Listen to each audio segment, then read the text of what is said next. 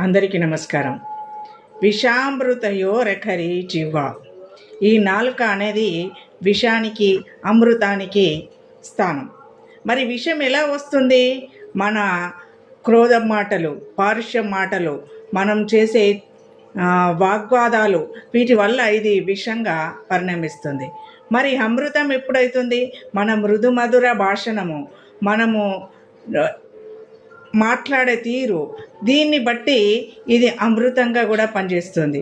కాబట్టి మన నాలికే విషంగా అమృతంగా పనిచేస్తుందని మనకు తెలిసినప్పుడు దాన్ని అమృతంగానే వాడుకుందాం.